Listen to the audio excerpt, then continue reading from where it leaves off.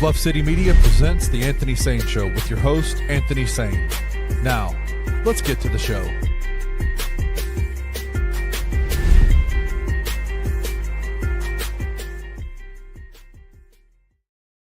What's going on, everybody? Welcome to The Anthony Sain Show. This is, of course, your host, Anthony Sain. Live, man, from the crib, man. I got my guy, Kenny Stubblefield, on the other side of the World Wide Web. Let's go. Out in Collierville. I'm reaching y'all from the suburbs of Horn Lake, a.k.a. this part of town they call Whitehaven, but this shit is not Whitehaven. This shit is from the Horn Lake boonies. Annex. Yeah, From this the is boonies. the Horn Lake Annex, bro. From the woods.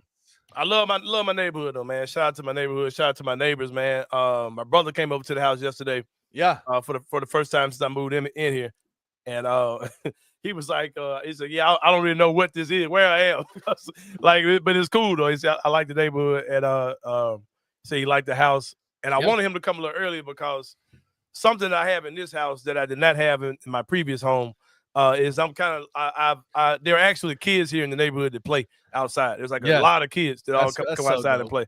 Yeah. And you don't really see that a lot at all, right? And I like to have fun with the kids when they come to the door. And sometimes I'm just outside. I see. Are you the big unk of the neighborhood? Yeah, man. I'm trying to get that crown, man. I'm trying to get that label as the neighborhood unk, man, for sure. But I love kids, man. Yeah, and I love to see the kids outside playing for sure. Well, we're here, man. Anthony Sain Show on a Tuesday. No show, of course, yesterday because it was 9-on-1 day, a national holiday. You guys are all off work. Yep. You guys are all off work for 9-on-1 day yesterday. AKA, well, not AKA. Also, Labor Day was yesterday as well. Yep. We talked about Friday how that was the perfect timing for Labor Day and 9-on-1 day to hit on the same day like that. I wish it was like that all the time. I wish that because everybody could kind of kick it yesterday, not to worry about working. Yeah, the festivities were all day long. Shout out to the city of Memphis. Like I said, I didn't see anything before the weekend. Yeah, if the city was doing anything, but it just gets bigger and bigger every year.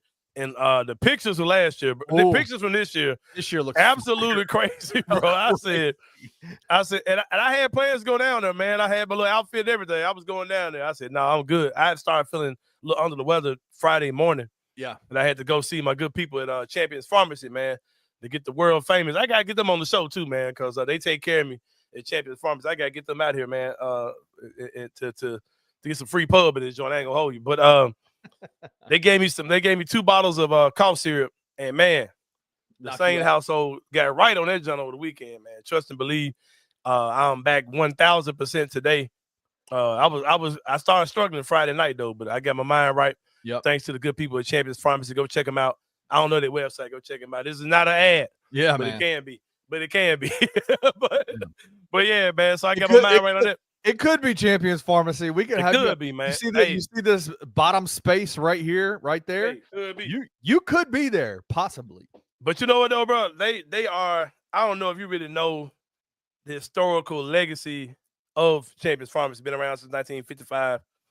Shit, I'm cutting a hell of a promo, but but for real though, man, they were like pillars in the South Memphis community for just there's a lot of history behind what they were doing. Yeah. But anyway, shout out to them, man. But I did not get down there for 9-on-1 day. I wanted to make sure I was 100. I wasn't quite where I wanted to be yesterday, but I'm good today. And then, man, when I saw pictures of it, I was like, yeah, I'm glad I stayed my ass at the house, man. Shout out to the people like y'all were having a good ass time. No shade, like being dead serious.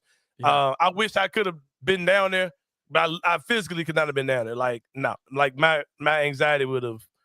Yeah, some of y'all were looking super cool. I love the love. I could feel the love in the city. It was just too much going on, man. It was just too much body on body for the kid, man. I wouldn't be able to do it. Yeah, so I was straight. But shout out to y'all, man. Have you seen the Project Pat footage with that little girl that was on there? Yeah. I mean, bro, we're gonna keep moving on that, bro. Because y'all would not like my take on that type of stuff. But anyway, man, we're gonna keep it moving though. But 9-on-1 day was dope. 9-on-1 day was dope, man. Come on, man. Shout out to all the festivities that went on. Looked like everybody had a good time, man. I saw a lot of people who came in from out of town. A lot of Memphians who had moved out and came back for that. I saw a lot of that on Facebook. Everybody had they 9-on-1 gear on, man. Memphis music everywhere you look, Memphis food, dancing, culture, it was everywhere, man. Shout out to man, we talking about Project Pat. Project Pat that are leading people to the Lord. You saw that? Yeah. That man's a full-on, I love it. That man's a full-on preacher now, man. and doing chicken head at the same time, which is I love it. Oh man, they should have had Pastor Day on there. They bust out that ass and titties. They should have had Pastor Day. Should have had Mr. Dale come down that job, bro, with the ass and titties. Yeah, that shit was sit off. Booty. They had an altar call right after that job. But yeah, bro, Memphis is not like any other city, bro. We prayed, then rapped to chicken head. right, exactly. Bro, ain't no city in the world like Memphis, bro. No. Because you got to think about, like, for real, though, man, this is a city where we are one of the hip-hop pillars. Like, as far as hip-hop, I don't care what you want to say. Atlanta rap is Memphis rap, bro. Like Atlanta rap is nothing but a spring off of Memphis rap. Right. Like some of the biggest artists, Glorilla, Moneybagg Yo, Young Dolph before he passed away, whoever, 3 6 Mafia, of course. Yeah. Yo Gotti, whatever you want to say. Like the Memphis rap scene is big, bro. Yes. And and you got that end, you got this total different end. We are still the Bible Belt, but this is still like black church fingerprint is still on the city of Memphis, bro. And not just that, you also have the blues scene in Memphis, the live band blues scene in Memphis. Phenomenal. 99% of those people who play in those bands also play for somebody's church, bro. Or they learn how to play that instrument in a church because the pastor was like, we need a guitar player. Teach what's the name son how to play. And now he's playing at the freaking New Daisy. You know what I mean? Or he's like, it's that the Memphis music scene is off the chain. Isn't that the story of Glorilla? Didn't she get her start like singing in a choir? Probably did, bro. Like a church choir or something? Yeah. Probably did for sure. You know, she's got that checker burger combo, and she used to work at Checkers too. Oh, did really? You know that? I did not. I wonder which one did she work at, bro. I don't know. That's the part I was right off Lamar and Airways, right over there, probably. Maybe that's where she grew up, right? Or she? I'm not sure.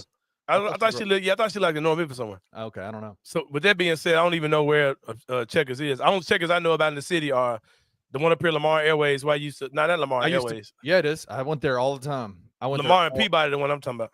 Oh, Lamar and Airways, Lamar and Peabody. Right. Well, Crump and Peabody. Well, Lamar and Crump and Peabody and down Crump on down. That's the only 3 I really know about. I don't really know where any more Checkers are in the city, just to be honest with you. But yeah, man. Not on one day did seem like a success. Awesome day of people in Memphis coming together celebrating Memphis, man. I saw a lot of people make really, really, really, really good posts. Shout out to the good people at Grind City Brewing. Amazing event you guys were able to get down to. We had a fun ass time, bro. Yeah, I wanted to get down there, man. I just went right, and Gabe wasn't feeling good either. So I was like, nah, man, I'm good, man. I'm telling you what, man. Like there is nothing like there was a smaller crowd because it was so hot, bro. Like it was. I think once it gets a little bit cooler, it'll be more people will show up. But man, it was so much fun. Like one of the highlights of doing stuff like this and then being able to go out in the city and do things is you get to meet you get to meet people, right? Oh, so yeah, I got to meet King Meeks. I got to meet Jared. I got to meet all these different people that came through that are watch all of our shows all the time. I got to meet them in person, bro. King Meeks is a wild ass dude, man. Let me tell you. Oh yeah, I think I met Meeks before at some other event we had, or just out somewhere. It was It was so good to see everybody, man. It was good time. Man, for sure. Rusty came in and killed it. It was a great show. We're gonna be doing it again on the 13th of September. So much fun. Everybody needs to come out. Good time. Yeah, it's gonna be off the chain. Check out the next joint at Grind City Brewing. With Kenny, speaking of the city of Memphis, we're also known as Hoop City. Some people call us Hoop City. Some people might call us Grind City, all these type of things. And I put a poll up, not a poll up, just a tweet out Friday, I believe. Yeah. And I said I want to talk about this on Tuesday. I want to know what people's Mount Rushmore was for anything that's a group of 4. Matter of fact, I'm just gonna stop the whole Mount Rushmore thing. I'm gonna just call this your fave 4 like Memphis basketball players, right? Just Mount Rushmore can get out of here. I'm just tired of talking about it. So your big 4. Who are your big 4 or your Mount Rushmore for Memphis basketball? And that could be high school players, college basketball, NBA players, guys who did all 3 here, whatever. You know what I mean? I want to know what you guys were. I've got mine. It didn't take me long to come up with mine, but I want to see code for it. I want to see what you guys were. Here's mine, and I'll break it down as to why. Yep. In no particular order. Well, I'll give it to you in a particular order. I ain't gonna hold you. Number one to me is Penny Hardaway. That's who I grew up on. Not far. He was the first star player that came out of Memphis that I've ever seen. Superstar. You're talking about shoes. You're talking about little Penny commercials. You're talking about NBA All-Star, All-NBA, NBA Finals. You know what I mean? All those type of things. Penny had the look. He was a big 6'7" point guard. Yeah. Slender dude. No look passes like Magic Johnson. Could get to the basket. Could knock down a jump shot a little bit. Him and Shaq was just this amazing duo, man. I remember I thought about something today because somebody was talking about Dwayne Johnson. The Rock has lost a lot of weight, and somebody was saying that The Rock looks like he came out of the Rock Russian doll, and he took the first rock off and came out of his other body. He's lost a ton of weight. It made me think about my brother. I don't know where he was. I don't know if he was in Russia or Japan or where he was, China or something. But my brother used to travel the world with his job, and he brought me back Orlando Magic Russian doll set. They had Shaq on the outside. The second doll was Penny, I believe. There was Nick Anderson, Dennis Scott Skiles. And I just thought about how, like as a kid, I wasn't really understanding that. But we talk about like the global game, right? This is back when Shaq and Penny was there, and there were Russian dolls made for them in another country. You know what I mean? And Penny was just that dude, man. King Cotton, all that kind of stay clean, keep the dream, all that blue chips, all these things, bro. That's Penny, the GOAT. Easily, I don't care about the rest of the order, but Penny's number one as far as my big four coming out of Memphis. Also had Zach Randolph. Zach Randolph, of course, 50 for the city, man. First jersey we retired. Yep. The guy who kind of put Memphis on the map as a pro team as far as being the face of the team, being the guy that he was grit and grind. He was the toughness.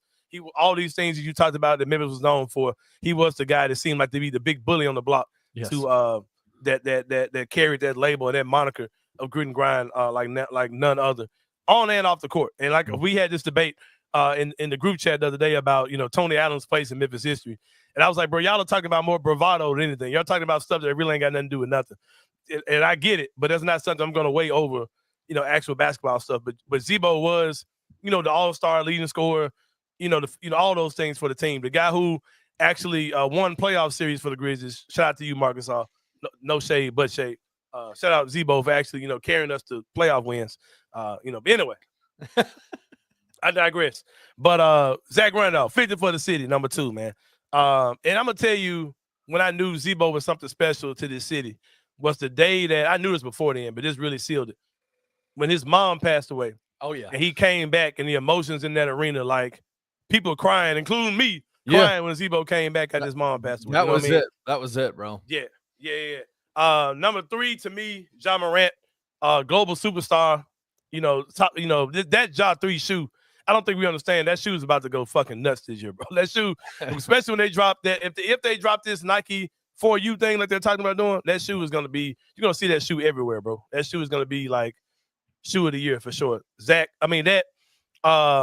Multi-time All-Star, All-NBA, one of probably the best, the most skilled, most talented Grizzlies player that's ever been here. Time has to tell what his total legacy is going to be, but we know that Ja is that dude. To me, Ja's number 3, or he's on that list of that top 4. Number 4 for me, this is probably easily the most sentimental pick to me, is Larry Finch. My God.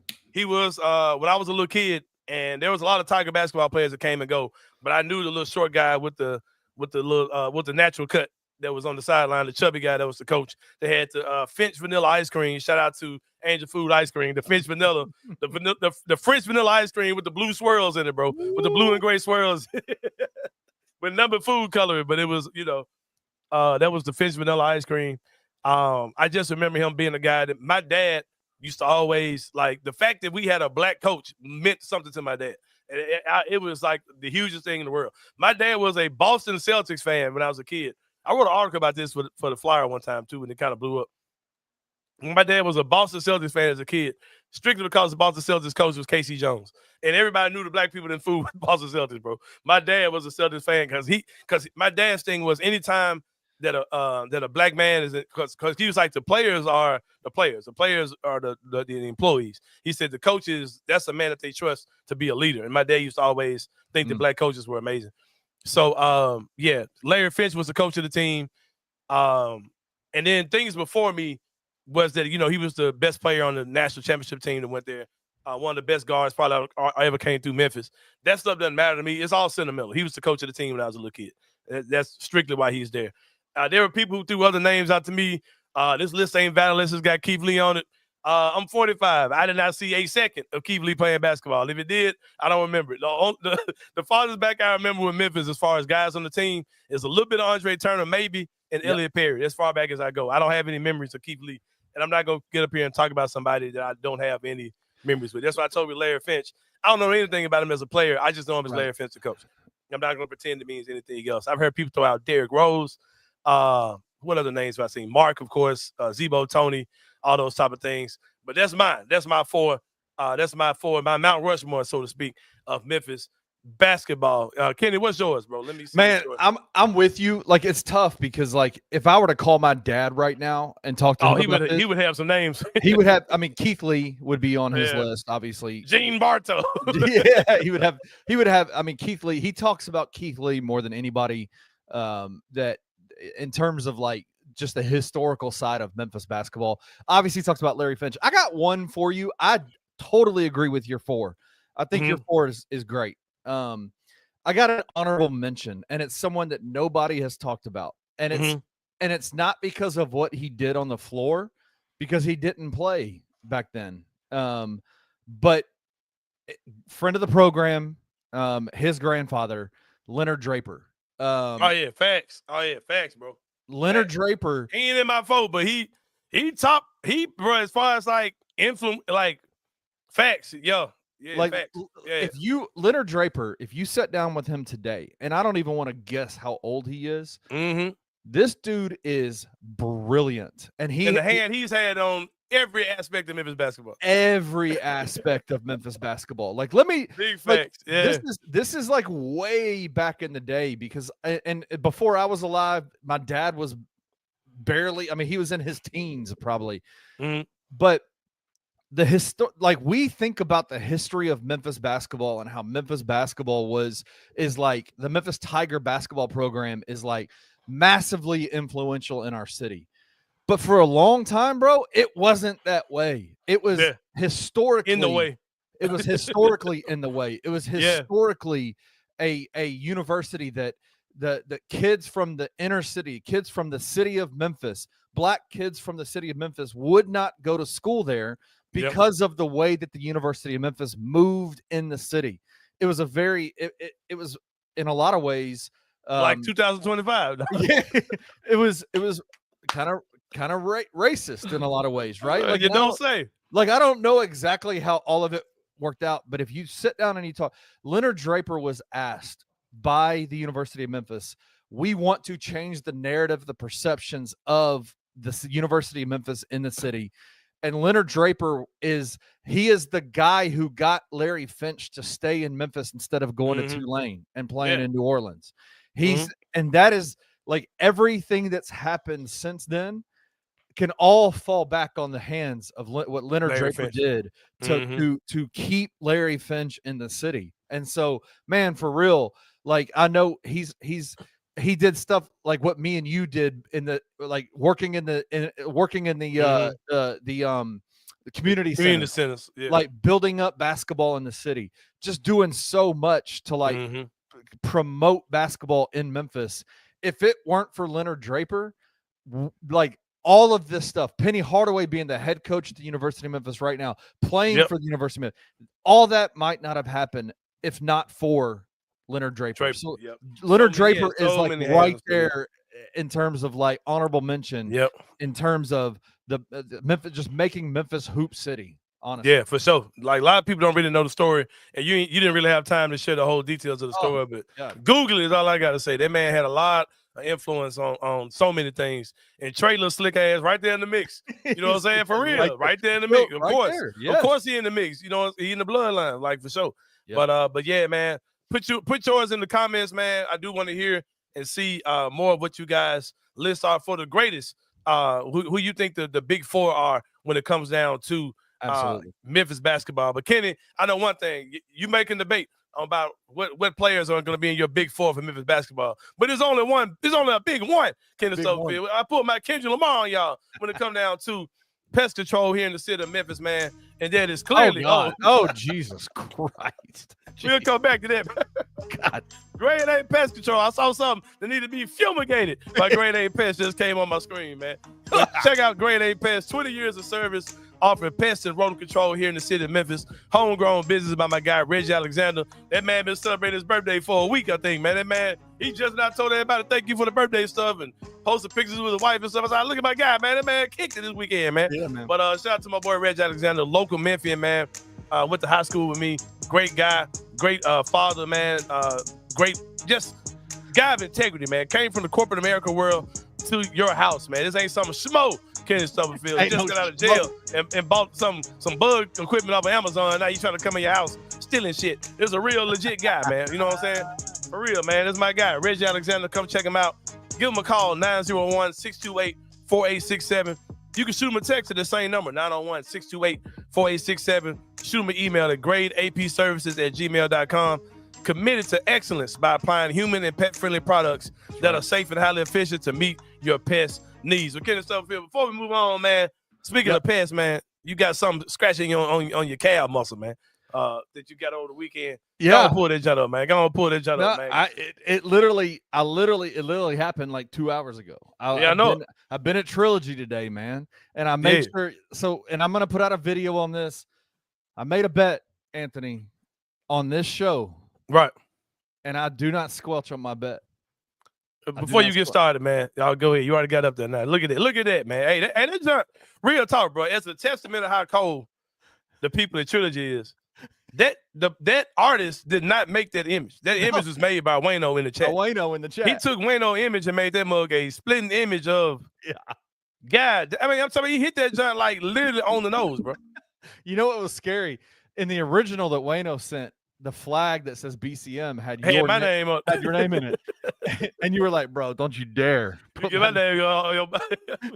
We fighting. The original, when the tattoo artist put it on, he forgot to take Sain off. Oh, fuck. Richie was like, hey, bro, you got Sain in there. You got to take me up, but BCM in there. So thankfully.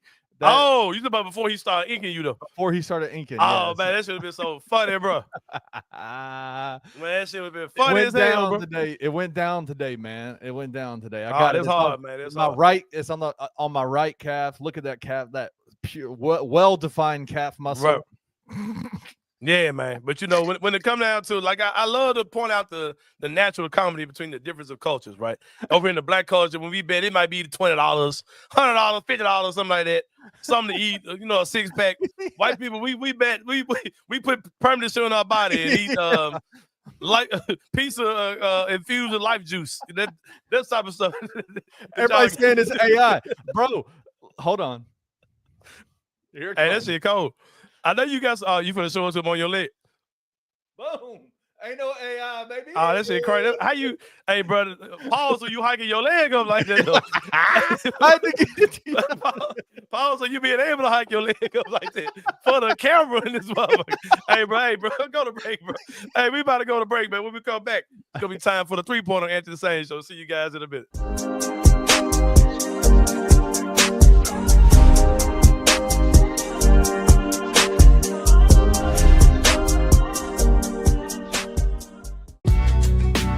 In the heart of the Highland Strip for 27 years, Trilogy Tattoo has helped tell stories for Memphians for generations. Located at 530 South Highland, Richie and his team are waiting to help you tell yours. From tattoos to piercings, your body art should be as unique as you are.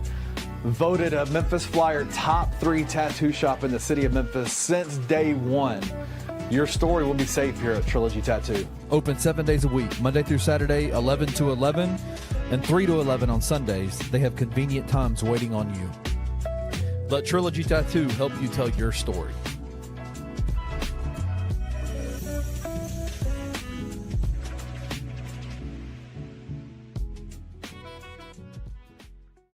It's that time of the year again. The leaves aren't even changing yet, but I can already hear the drum lines warming up, grills firing up in parking lots.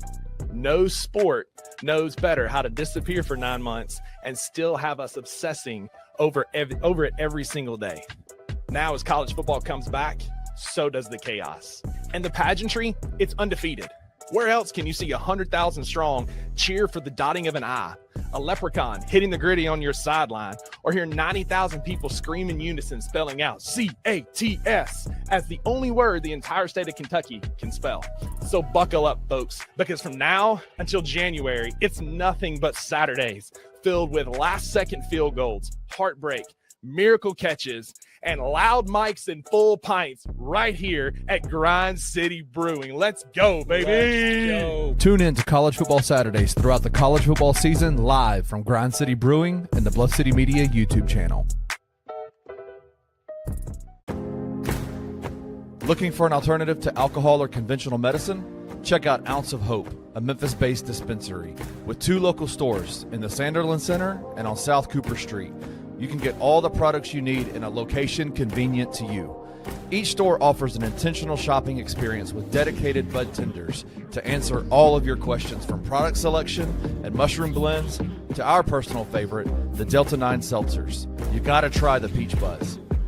Try Ounce of Hope at either one of their 2 Memphis stores or at www.ounceofhope.com for convenient products shipped right to your door.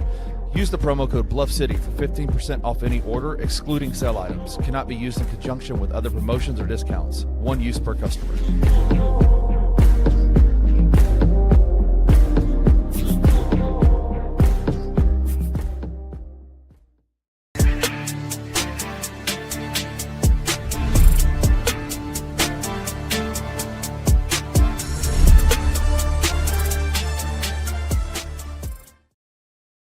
All right, y'all. Welcome back to the Anthony Sain Show. I was trying to record my boy Rusty, man, on that promo he just did. Put it in the group chat. I said, man, this man Rusty, sexy as hell. But this man had the shades on. Yeah.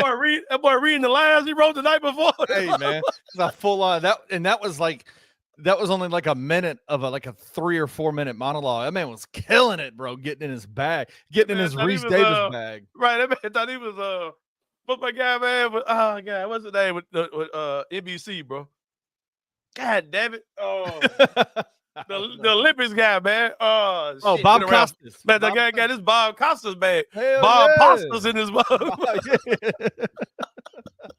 Man, that show is going to be, let me just tell you, it's going to be man, hard, yeah. Uh-huh. It is too much fun. Man. It is too much fun over there, man. And why is my camera? Hold on, let me fix my camera. Because you just kicked your damn foot up there. Why is everybody saying white dudes are extreme because of this tattoo, bro? Look. I told my daughter this morning. I said, let me just tell you this, man. Like, she said, why are you getting 13-year-old daughter? Why are you getting this tattoo? I said, let me just tell you this.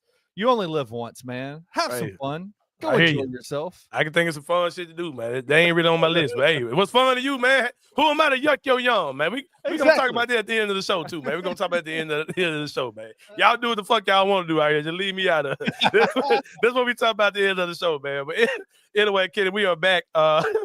One thing I don't want to be left out of, man, is the whole tattoo movement that's going on at Bluff City Media, man. I got to get with it real soon, man. I got to go on and figure what I'm going to do, man. But I know for sure when I get it, I'm getting it done at Trilogy Tattoos. We've been showing them love all morning. One area location out there on Highland, 27 years in the business, man. Visit the website, trilogytattoosmemphis.com. They've been doing their thug thistle for a long time in the city of Memphis, man. Not going nowhere. The best in the business, man. Professionalism, quality, doing things the right way. Award-winning tattoo artists, award-winning piercers as well. Get with the good people at Trilogy Tattoos, man. So you can, you know what I'm saying, get like Penny, man. Get like Kenny. The hell I'm talking about. Penny, I guarantee you, Penny got a tattoo with Trilogy before, man. I would suspect. I guarantee you have. Richard, you in the chat, let us know if he has or not, man. Let me just tell you this, man. And I know we need to get to the 3. You know why I got Penny on the brain? I'm reading my notes, and that's what's up next. But go ahead. Richie Jarvis is a gangster, bro. That dude. Yeah, we gotta get that man on the show too, man. We gotta get him on the show. That man is. We got 15 minutes, or yeah. I love that dude. I had so much fun hanging out with him, and I think it was Nate was in the was the guy who did the tattoo. Nate, honestly, let me just tell you this, bro. Nate is the undisputed reigning best tattoo artist in the entire city, as voted by the people of the city of Memphis. He is the man. He's the one who did my tattoo. Phenomenal dude. Y'all go see Nate. Y'all go see Richie, man. Those guys are awesome over there. Yeah, man. Check out the good people at Trilogy Tattoos. Kendarius says, everyone in the chat should get a small tattoo at the same place. I'm glad I'm not everyone. Y'all go ahead. Don't knock yourself out. Hey, you first get there. You first, big dog. You go and get that jump. Then let us know what you got, and then we'll see who's gonna follow suit behind you, my guy. For sure. But it's time for the 3-pointer, Kenny, where we talk about 3 things going in the world of sports. Now, everybody should get a tattoo at Trilogy. Y'all do need to do that. I ain't gonna hold you. But we talk about the 3-pointer, man. 3 things going on in the world of sports. Number 1, Kenny Stubblefield. Hoops for St. Jude, baby. Classic is announced, man. John Calipari, Penny Hardaway, Coach Alex Simmons. Coach man, look at me, man. Coach Simmons up there on the podium, man, doing their thing today front of Memphis media. Let's play the video. Kid, it's official now. Kid, it's official. It's official. Play the video, man. Let's get into it. Here's a video of them talking about why playing for St. Jude matters a lot. Mm-hmm. Here all right, come on. Let me make sure I don't get my calf tattoo up here. Here we go. Boom. You're always trying to let your team know they impact people around them. It takes 30 seconds to be nice and maybe have an impact for a month to create caring and hope and other things. And trying to get them involved in events like this, Samaritan's Feet, coming to St. Jude, doing children's hospitals if we're in different towns, do things at Christmas, and only by the grace of God that we're able to do this and try to explain to them that's part of them learning what joy is about. So we're excited to be here and hopefully have an impact and help. I would hope that watching this game, they will understand that it's bigger than basketball, that it's about the research hospital, and that St. Jude Children's Research Hospital is an awesome place that loves on children and gives them opportunities to live their life long term. And I hope that they can see that it'll be a good product on the floor with us in Arkansas, but it's way bigger than basketball. Hopefully they'll be able to see why this hospital is so important, not only to us, but to the world.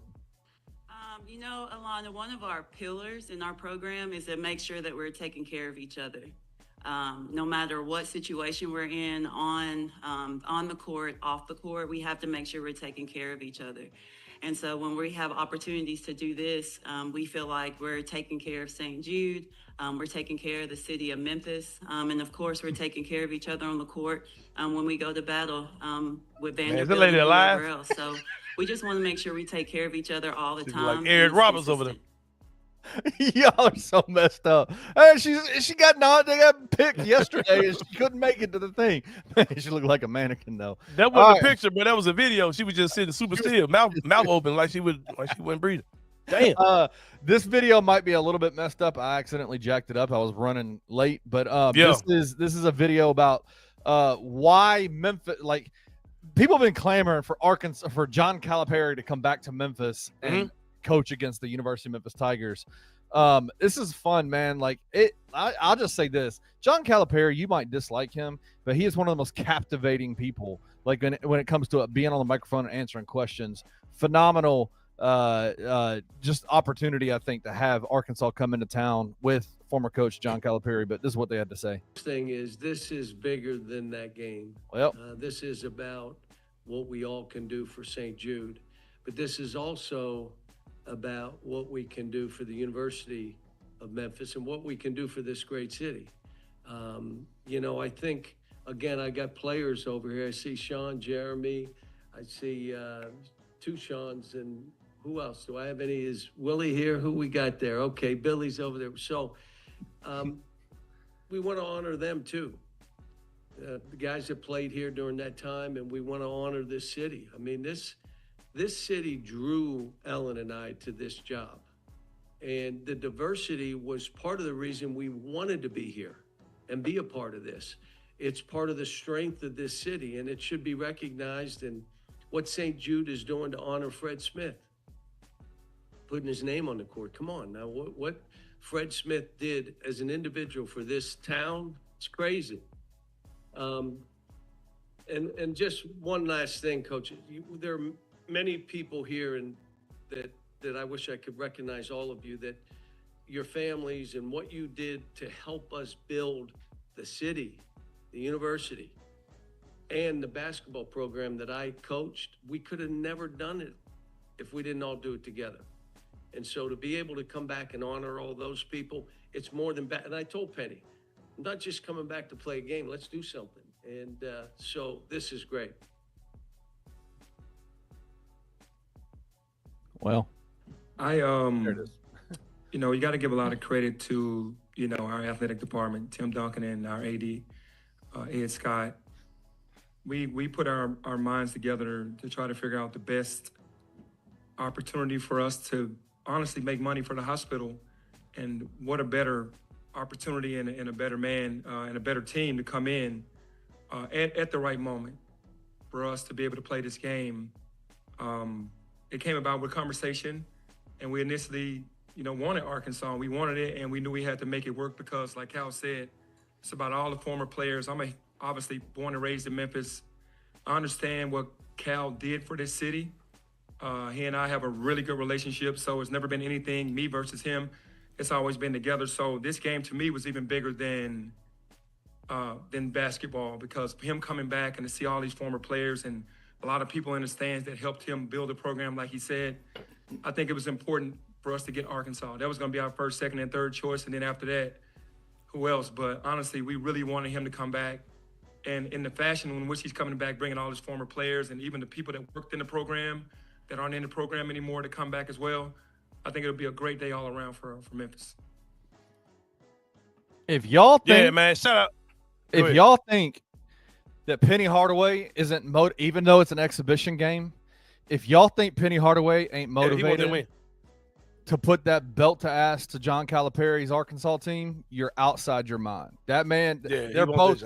There's a reason why those two guys got to where they got in their industry, and that's because they're super competitive.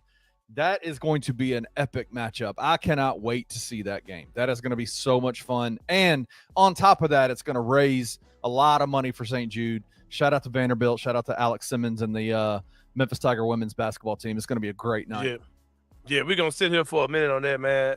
There are people who I think that the city – I might be arguing with a ghost. I might be chasing a ghost on this. It might be a real argument.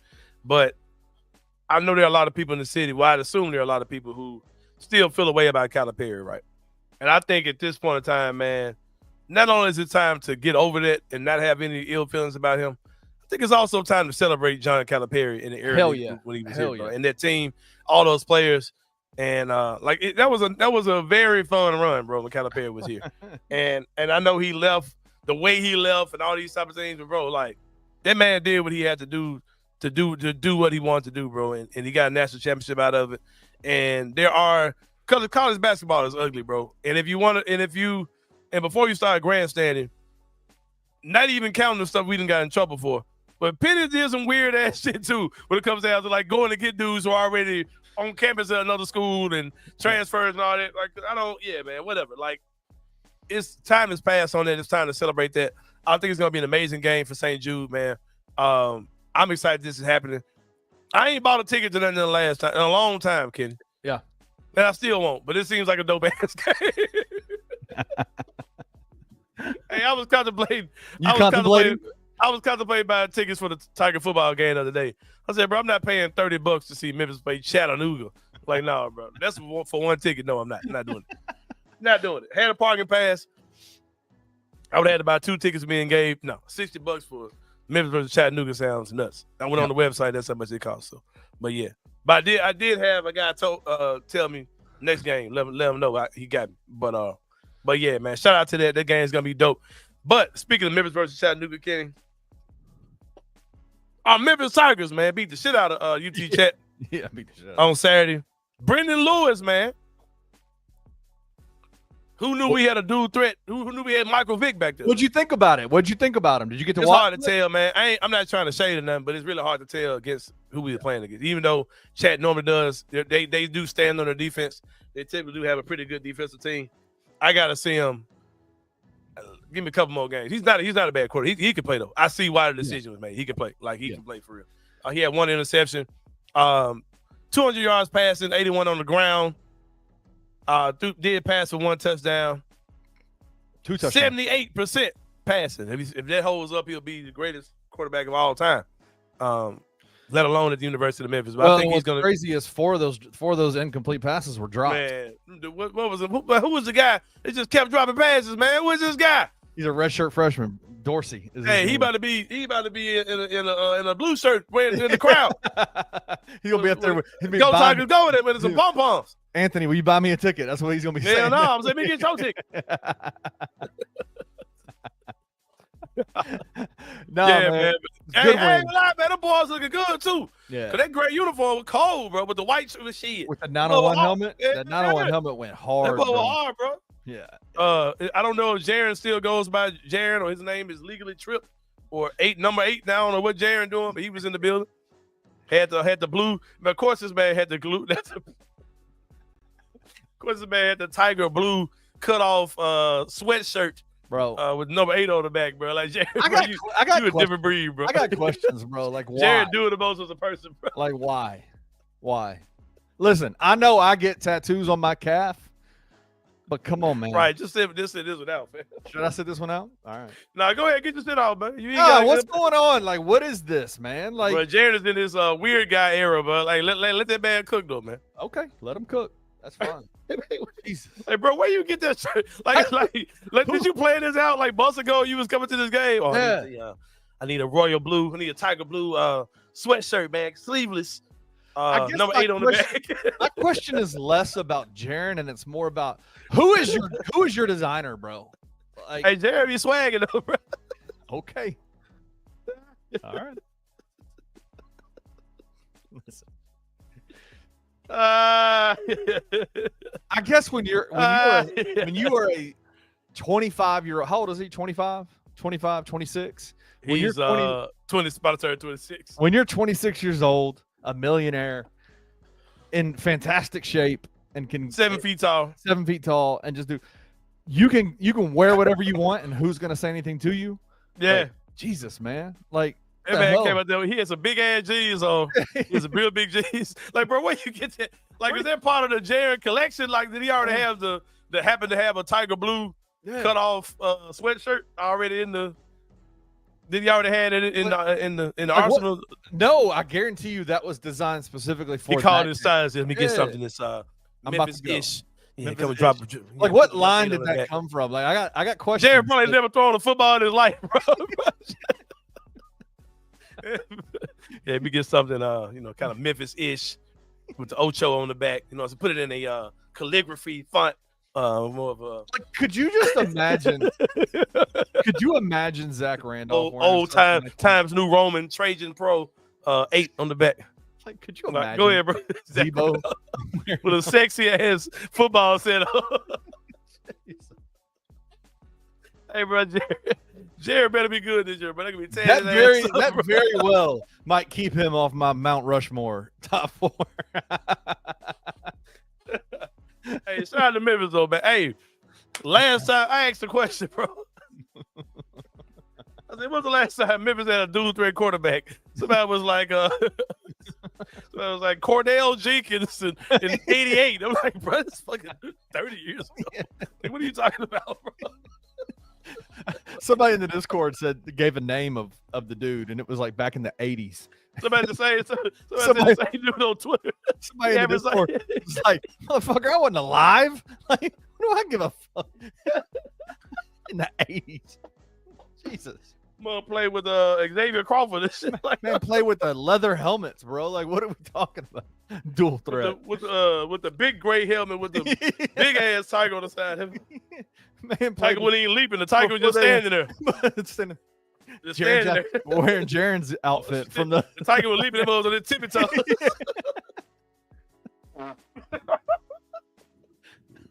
Man was wearing a leather helmet with no face mask, man. That's the dual. Then somebody said the Avery kid who was a wide receiver that was playing quarterback. That was Maurice Avery. Yeah.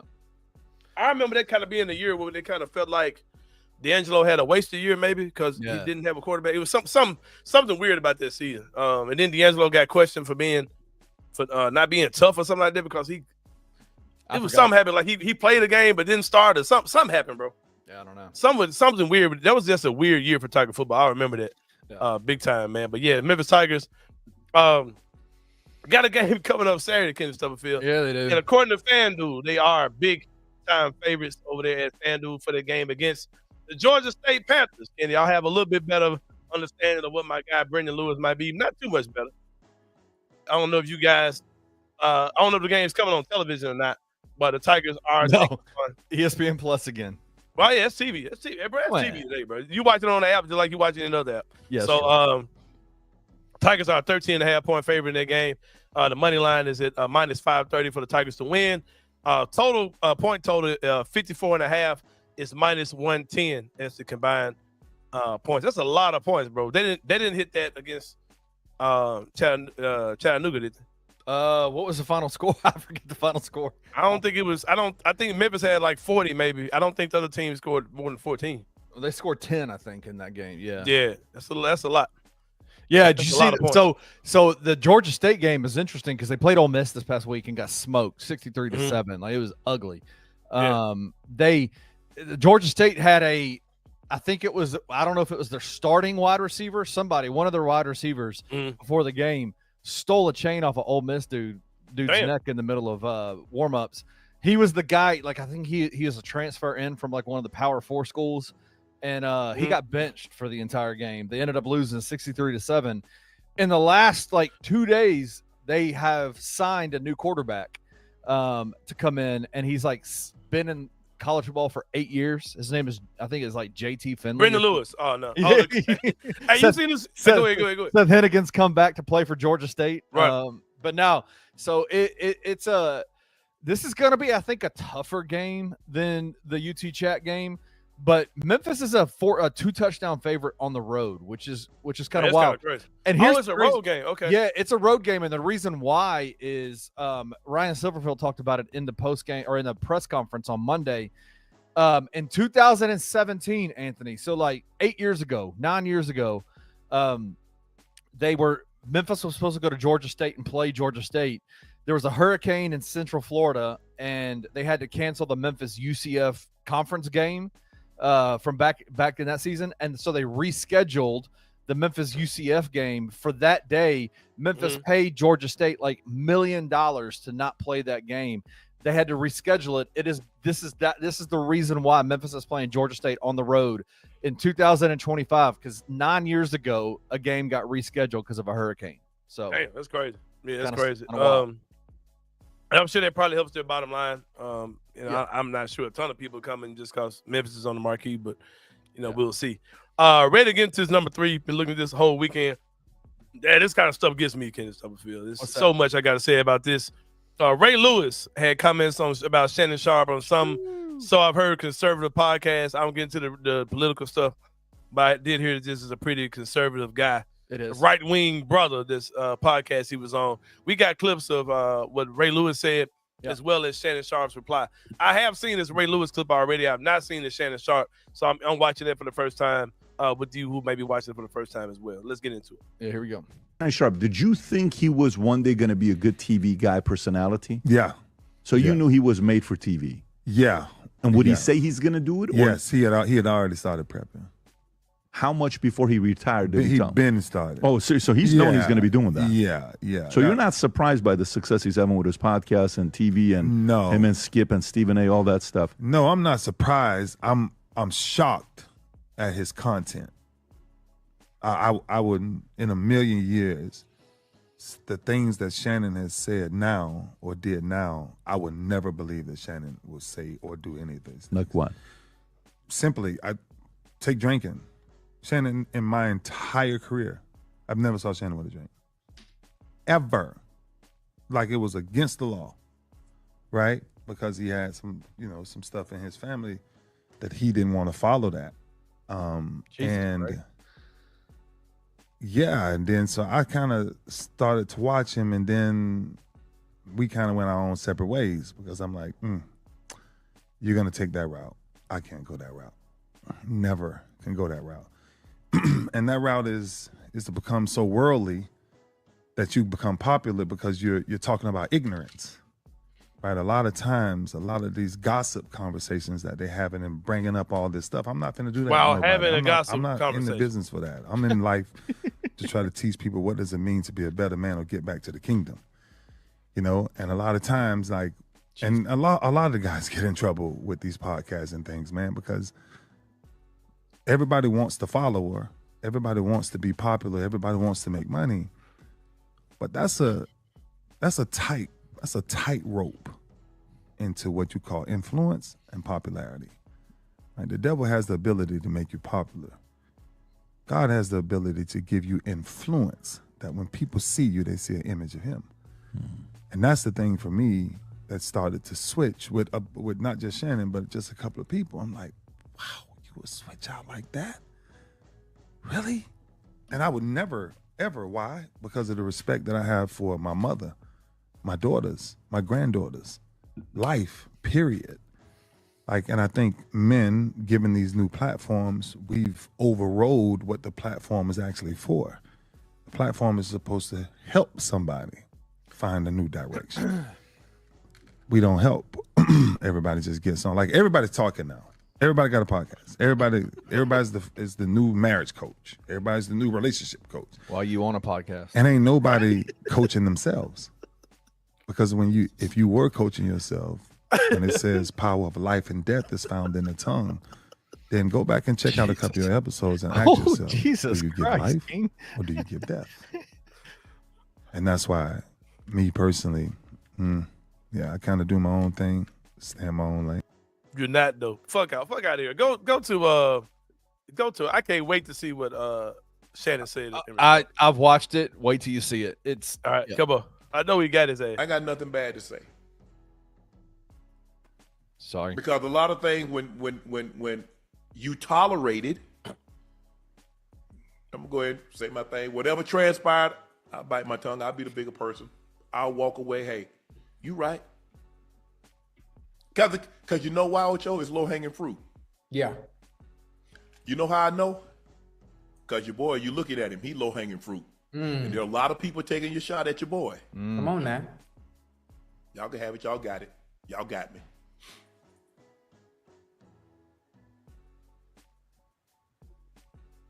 It's all right. Yeah. It's okay. It's okay. We're going to be all right, Ocho. Yeah. That trivia say we're going to be all right. Yeah, listen, I could have told you that. I could have told you that. I've been telling you that.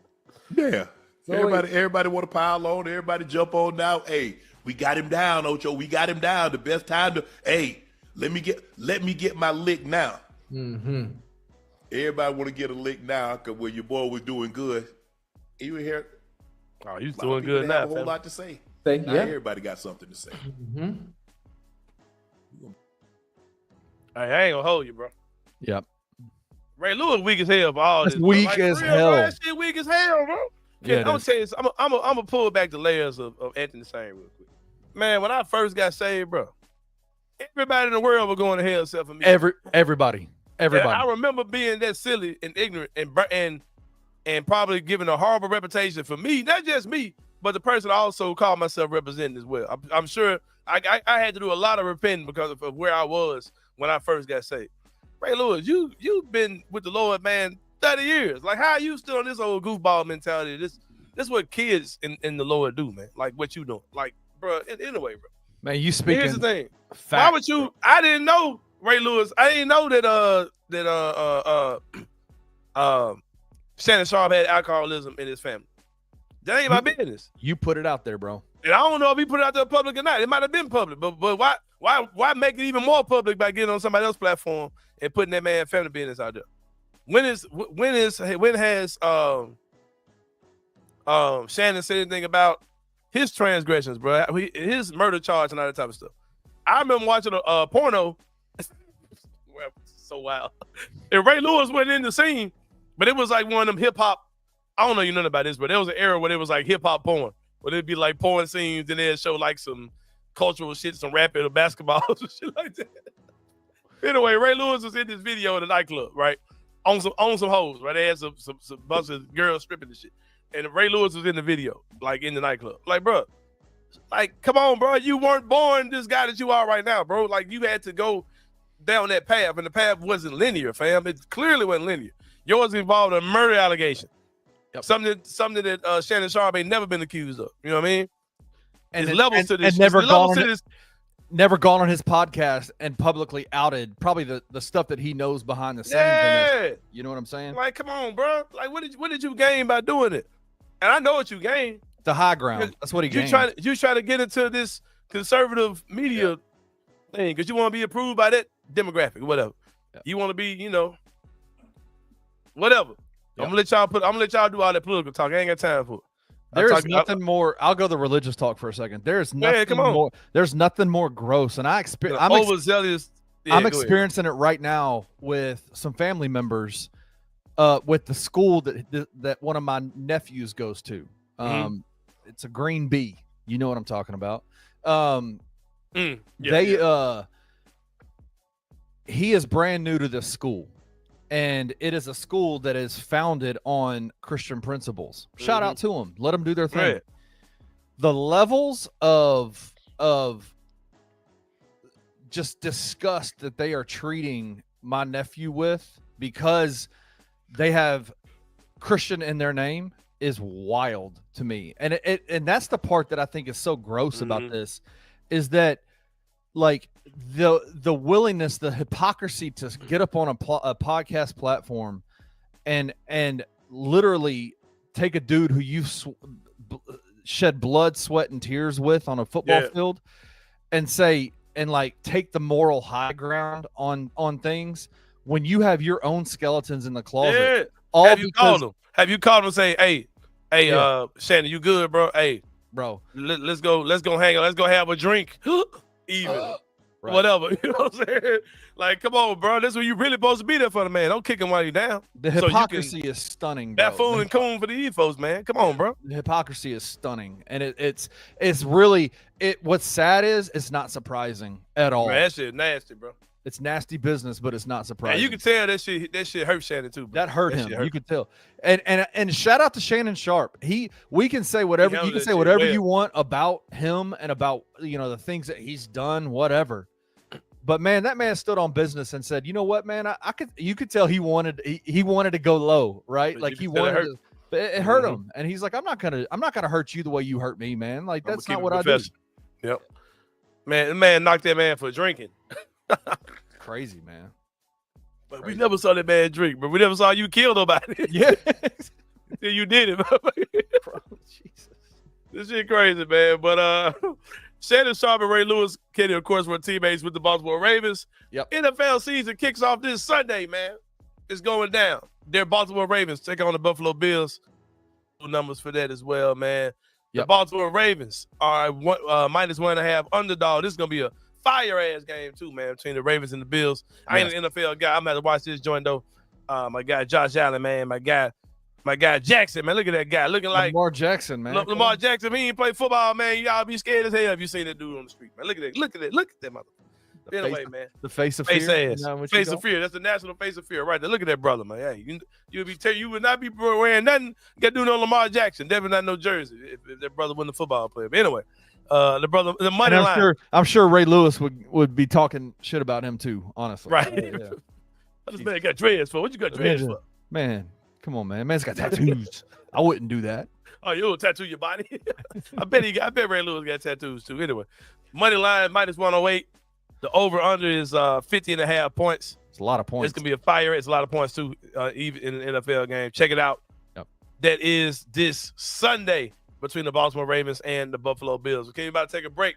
When we come back, man, we're going to wrap this thing up inside the Sain brain. Hey, Ray Lewis, let them folks do what they do, man, because it's a certain group of people, man. I let y'all do what y'all do. You leave me out of this shit. We'll talk about that when we come back and answer the Sain show. See you guys in a minute.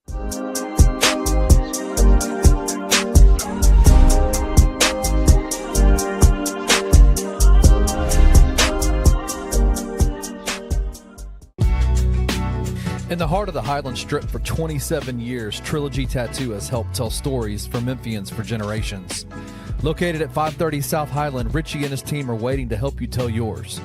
From tattoos to piercings, your body art should be as unique as you are. Voted a Memphis Flyer top 3 tattoo shop in the city of Memphis since day one.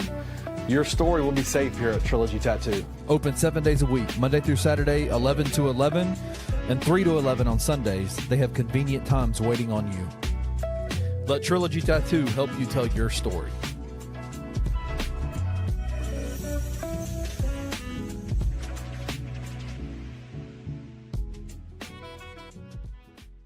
I wasn't surprised with their Memphis Grizzlies Mount Rushmore. It was the core four. It was Marc Gasol, Zach Randolph, Mike Conley, Tony Allen.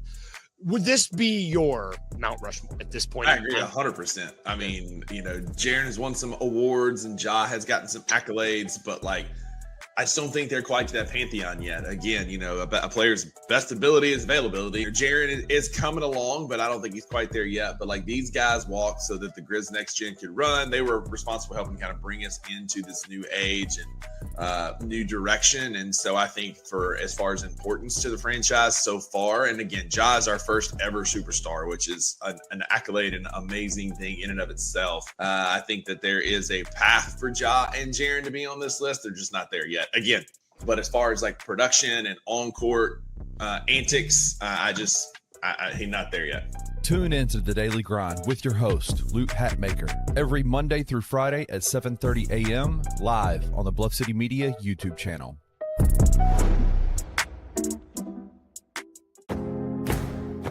Looking for an alternative to alcohol or conventional medicine? Check out Ounce of Hope, a Memphis-based dispensary with 2 local stores in the Sanderlin Center and on South Cooper Street. You can get all the products you need in a location convenient to you.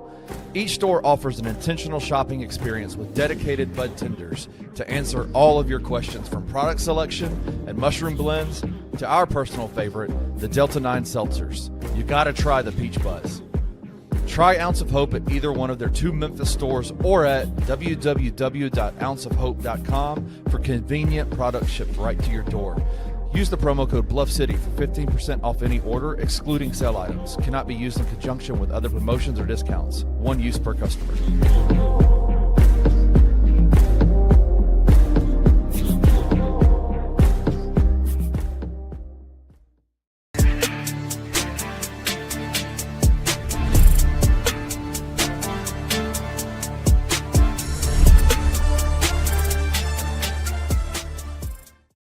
All right, y'all. Welcome back to the Sain Show. Kenny, I've been talking pretty much all day today about letting people do what they do, man. Whether it was, your Memphis basketball Mount Rushmore, your list is your list, man. I can't stand. You know what I hate, bro? I hate when I make a list. Well, I say make your list, and I give my list. Then they'll say, "Oh, no, Derrick Rose." Make your list, bro. No, he's clearly not on mine, bro. But if you want to put him on yours, that's what this is for, man. I hate when people do that, bro. No, bro, no, he's not on there. I literally not just made a list. I went and found pictures of my guys. Right. So you can have a visual aid, bro. So no, he's not on my list. A visual If you want to put him on yours, man, knock yourself out. No Keith Lee, no. Never saw Keith Lee play basketball at all in my life. I ain't never even seen the brother highlights on YouTube. I seen a couple little plays they put on TV for Tiger stuff. I've never seen Keith Lee play. Heard he was awesome. Never seen him play. Sorry. But I let people do what you do, man. And I want you to let me do what I do. Yep. And whether we're talking about that, Kenny, whether we're talking about how you feel about John Calipari, how you feel about the coach, the University of Memphis football quarterback situation, all that type of stuff, man. You do what you do, man. Ray Lewis, you know what I'm saying? And Shannon Sharpe, hey, let people do what they do. And it's one thing, I definitely let people do what they do. But with that being said, if you're a pro, do what you do type person, let you do what you do, right? How much do I have to participate in what you do? That's the question. And I'm not going where y'all think I'm about to go, man. If you decide to go to say I'm this or this is that, I'm not going where y'all think I'm going. I'm talking about people who are pet lovers, people who own animals. Ken, I know you are a pet owner. I'm not gonna call you a pet parent, which goes into what we're talking about today. Ken, it's something that I hear people say all the time is they call their animals their pets. So I'm a dog dad or I'm a cat mom. And actually you're not. And I try to let people do what they do, kid. But that don't mean I'm finna participate in you doing that with you, man. And today we're talking about calling pets your children. Kid, do you call your pet a member of your family or a child of yours? Hell no. Look, he's right there. You see him. He's right there. Yeah, I see him. No. Does he get in the family pictures with y'all? No. Good God. Look at him. He knows. Look at her. the fuck? So you don't. He really looking like damn. Oh, this like you talking about a motherfucker? Bro, I'm a good dog. Bro, I don't knock people, man. You do what you do, man. But just leave me out of this. I'm not co-signing you talking about, I got 3 kids and 2 of them dogs. Man. Oh, no. Bro, I got a lot of questions, man. I got a lot of questions. What did John say? Hey, John, my guy, man. Hey, my son, I didn't conceive, buddy. He eat, sleep, play, and do what he's told. Hell yeah. I didn't conceive that dude. Hey, I'm trying to introduce John to a cultural necessity, man. Because I know John. Like, I know he's a single man, eligible bachelor out here, I believe. I don't think he got a lady out here. I'm trying to introduce him to one of the great culinary arts, kid. I ain't gonna say it is culinary, but one of the great. I've been trying to put him on to something, man. I think I don't think he ready to quite come over here yet, kid. But it come a time in every man's life where you realize sometimes you gotta do what's best for you, and not do what you thought was best for you. But you just gotta go on. But yeah, I'm reaching my boy, man. Y'all pray for him as I reach out to my guy, John. Man. I think I know what you're talking about. I'm trying to convert him over, man, because he don't really understand. He don't really understand it is wild, but it's true. I think I know what you're talking about. Let's leave it there. Yeah, I got John, man, one of the most eligible bastards in the city, man. Solid guy, man. You know what I'm saying? Trying to marry one of you sharpers off out here, man. I mean, the beard is nice, bro. The beard is nice. I know my dog, man. Yeah, John, the beard is nice. Man. I ain't gonna lie to you on that, man. But see, man, he just been. See, sometimes can you know, it's kind of like, man. I ain't finna drop no comparisons out here, man. That's my guy. I ain't trying to put the man business out there, but man, I gotta get him right. I'm praying for him, man. Come on over to the brotherhood, man, for sure. But yeah, y'all gotta stop this shit, man. Them dogs ain't y'all goddamn kids, man. That shit crazy. And because, bro, here's my thing. I don't own any pets. I don't like to feed Gabe, Kenny. I don't like to buy shoes and clothes, and I don't like to none of that, bro. I don't like washing his clothes. I don't like doing none of that for Gabe, bro. And the hell no, I'm not doing it for no goddamn dog, bro. No, I have no desire to have a pet at all. But for those of you who do, I get it. But calling these dogs y'all kids. If that's what y'all want to do, cool. But don't expect me to understand nor co-sign you in saying, yeah, okay, you got 5 kids and 2 of them is a cat, a dog, a mouse, a rat. That my guy from Grade A Pets need to come get your shit. Listen, whatever you got going on. One of our sponsors is a pest control company. We clearly don't care about animals that much. We want to get rid of them motherfuckers. Richard, what you got? Richard, that's what he's saying he got. Richard's like a mother got a horse in his house. Now what that is? Look at that big old dog. Look at that dog. I know he just dropping emojis. I know he ain't saying this. Look at the picture. Look at his picture. He do got a dog in the picture, yeah. But that's one. I thought he was saying in the picture he got that many damn dogs or some shit like that. No. Oh, I don't know. But no, by the emojis, whatever. But hey, Richard, listen, do you count your dog as one of your children? If you do that, cool. But just know I ain't finna say that. I ain't finna co-sign that shit with you, bro. Hey, I told you he was being free. He got 12 cats, 2 dogs, and 2 horses. God damn. But you got a wife? He says he calls him his. So you got 14 kids, Rich. Is what you got. Damn. Hey, God bless. No, you got 16 kids. 16 kids. Yeah, y'all go ahead. I can't even count the 16 without getting tired. Nah. Damn, Rich, where you live at? I need you come spend the night with y'all. You got all that kind of land, horses and shit. He said, that man called Rich Old McDonald.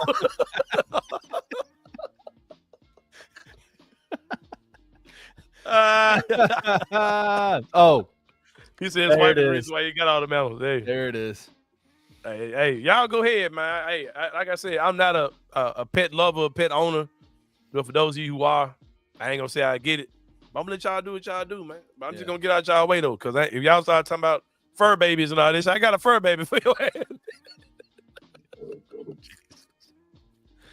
Yeah, I think that's the hard. Like for me, so like I'll pull the curtain back. I have a dog. I have a dog right here behind me. You see him. I love my dog. He's a great dog. He's cool. Mm-hmm. I feed him, make sure he's healthy, all that. But my family, my parents especially, are like, they have fur babies. Like they have they're dog lovers. They are treated better than I think me and my sisters were growing up. Real talk? Truthfully.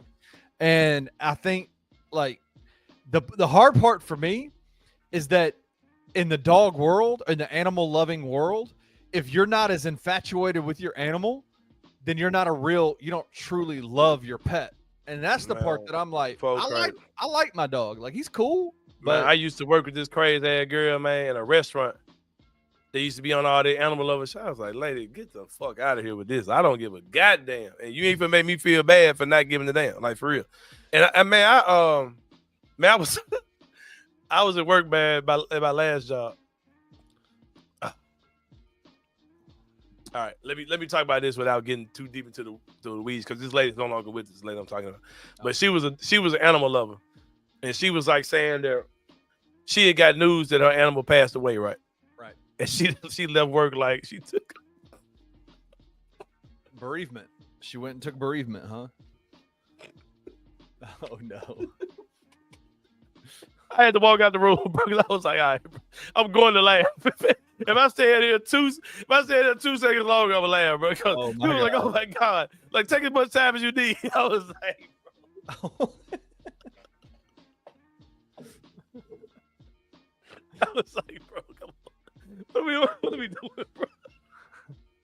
I don't understand it. But I mean, I'm not in that world. So I'm like, yeah. I understand. It's like losing somebody close to you. You lose a dog, you lose a, but bro, it still ain't your kid, bro.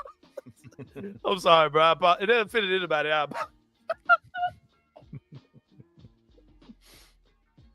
Oh God. I'm sorry, bro. I apologize. It doesn't fit any of y'all, man. I do apologize. I just don't get it, man. I'm not in that world, so it doesn't make any sense to me. We're gonna wrap it up this way, man. A classic segment I did with me and my guy Peter Evans, and we were on the radio. We were talking about this. It was kind of similar to this conversation, right? And we was talking about, do dogs know that they're alive? And Peter's like a genius, right? Peter's like this super smart, like analytical dude, right? He's like, no, animals have no clue that they're alive. Like, they don't understand life and death. I'm like, man, you are full of shit, bro. Like, how do you say that? Like, how do you, like, animals do know that they're alive, bro? Like, that's their natural instinct to avoid death. Like, they don't understand the concept of, like, now I'm here and I'm gonna die one day. Like, they don't have. I said, Peter, I said that I watched the dog. I watched the dog cross the street one time. The dog sat there, waited till it was clear, ran to the middle, like the walking lane, like, you know, the turning lane. Yep. Not the passing. Oh, you know what I'm talking about. Yep. Stood in the turning lane, bro. Waited till it was clear and crossed the gate. Oh, that's just instinct. Like, nah, motherfucker, that motherfucker's scared to die. Man, I don't want to die. That big old car coming my direction. I seen a motherfucker get hit by one of the motherfuckers before. Yeah. If it hits me, it's over. I said, Peter, I've seen like videos of dogs literally crying when people die, like weeping. Like, that, how does the dog know? Like, bro, how does it know, like, what's going on? And he was like, oh man, that's man, me and that man used to have so many debates like this, bro. It used to be classic radio, bro. Like, we were debating one time about whether changes in the weather can make you sick. And Peter was just steadfast, pounding the table. No, like, being out in the cold with a wet head does not make you sick. I said, you a motherfucking lie. You go outside with a wet head in the wintertime, you're going to be sick in your asshole. We was talking about being sick in the booty hole, right? And Peter was like, that's not a real thing. Like, that's no, diseases are caused by germs and germaphobe and germanodes and whatever he was saying.